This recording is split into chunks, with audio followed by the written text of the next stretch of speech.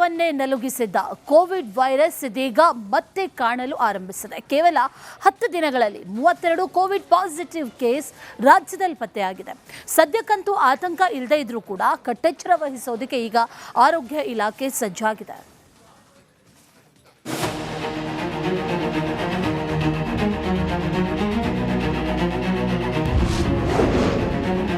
ಮತ್ತೆ ಕೋವಿಡ್ ಸೋಂಕಿನ ಆತಂಕ. 10 ದಿನ 32 ಕೋವಿಡ್ ಕೇಸ್ ಪತ್ತೆ. 4 ವರ್ಷಗಳ ಹಿಂದೆ ಇಡೀ ಜಗತ್ತನ್ನೇ ನಲುಗಿಸಿದ್ದ ಕೋವಿಡ್ ವೈರಸ್ ಇದೀಗ ಮತ್ತೆ ಅಬ್ಬರಿಸುವ ಆತಂಕ ಶುರುವಾಗಿದೆ. ರಾಜ್ಯದಲ್ಲಿ ಕೋವಿಡ್ ಪ್ರಕರಣಗಳು ದಿನದಿಂದ ದಿನಕ್ಕೆ ಹೆಚ್ಚಾಗುವ ಭೀತಿ ಎದುರಾಗಿದೆ.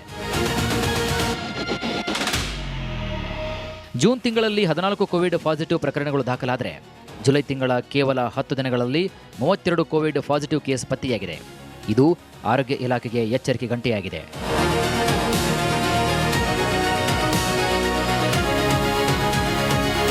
ಜುಲೈ ಮೊದಲ ವಾರದಲ್ಲಿ ಸುಮಾರು 193 ಶಂಕಿತರಿಗೆ ಕೋವಿಡ್ ಟೆಸ್ಟ್ ಅನ್ನು ಮಾಡಲಾಗಿದೆ.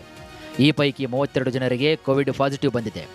ಅಂದರೆ ಪಾಸಿಟಿವ್ ದರ 16.5% ದಾಖಲಾಗಿದೆ. ಸದ್ಯಕ್ಕೆ ಭಯಪಡುವ ಅಗತ್ಯವಿಲ್ಲ ಎಂದಿರುವ ಆರೋಗ್ಯ ಇಲಾಖೆಯ ಆಯುಕ್ತರು ರಾಜ್ಯದಲ್ಲಿ ಕಟ್ಟೆಚ್ಚರವನ್ನು ವಹಿಸಲು ಸೂಚಿಸಿದ್ದಾರೆ.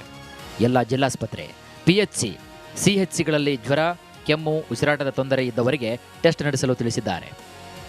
ನಾವು ಅಂದರೆ ಆಕ್ಟಿವ್ ಆಗಿ ತುಂಬ ಜಾಸ್ತಿ ಕೇಸಸ್ ಇದೆ ಅಂತ ಟೆಸ್ಟಿಂಗ್ ಮಾಡಿಸೋ ಪರಿಸ್ಥಿತಿ ಆ ಥರದ್ದೇನೂ ಇಲ್ಲ. ಸೊ ಅದನ್ನು ನಾವು ಮಾನಿಟರ್ ಮಾಡ್ತಾ ಇದ್ದೀವಿ ಎವ್ರಿ ಡೇ. ಆ್ಯಕ್ಚುಲಿ ನಾವು ಈ ಥರ communicable and non communicable diseases ಬಗ್ಗೆ ನಾವು ನಿಗಾ ಇಟ್ಟಿರ್ತೀವಿ. ಬಟ್ ಅಲಾರ್ಮಿಂಗ್ ಅಂದರೆ ಒಂದೇ ಸತಿ ಜಾಸ್ತಿ ನಂಬರ್ ಆಫ್ ಕೇಸಸ್ ಬರೋದು, ಅಂದರೆ ಮಾರ್ಬಿಡಿಟಿ ಜಾಸ್ತಿ ಆಗೋದು, ಜನರಿಗೆ ಒಂದೇ ಸತಿ ಸುಮಾರಷ್ಟು ಜನ ಒಂದು ಹೆಲ್ತ್ ಪ್ರಾಬ್ಲಮ್ ಕಂಡುಕೊಂಡು ಅಡ್ಮಿಟ್ ಆಗೋದು, ಆ ಥರದ್ದು ಯಾವುದೂ ಸಿಚುವೇಶನ್ ಇಲ್ಲ. Monitoring every day, but there is no such cases. ಅಲ್ಲ, ಅದ್ರ ಬಗ್ಗೆ ಸ್ಪೆಸಿಫಿಕಲಿ ಆ ಥರದ್ದೇನು ಮಾಹಿತಿ ಬಂದಿಲ್ಲ. ಬಟ್ ಕರ್ನಾಟಕದ ಮಟ್ಟಿಗೆ ನಾವು ಹೇಳಬೇಕಾದ್ರೆ ಆ ಥರದ್ದೇನೋ ನಮಗೆ ಭಯಪಡೋ ಅಗತ್ಯ ಇಲ್ಲ. ನೆರೆಯ ಆಂಧ್ರ ಪ್ರದೇಶದಲ್ಲಿ ಕೋವಿಡ್-19 ಪ್ರಕರಣಗಳ ಸಂಖ್ಯೆ ಏರಿಕೆಯಾಗ್ತಾ ಇರುವುದು ಕಳವಳಕಾರಿಯಾಗಿದೆ. ಕಡಪ ಜಿಲ್ಲೆಯಲ್ಲಿ 2 ರೋಗಿಯ ಸಾವಾದರೆ 8 ಸಕ್ರಿಯ ಪ್ರಕರಣಗಳು ಬೆಳಕಿಗೆ ಬಂದಿವೆ. ಇನ್ನು ಜನದಟ್ಟಣೆಯ ಪ್ರದೇಶಗಳಲ್ಲಿ ಮಾಸ್ಕ್ ಧರಿಸಲು ಸರ್ಕಾರ ಒತ್ತಾಯಿಸಿದೆ.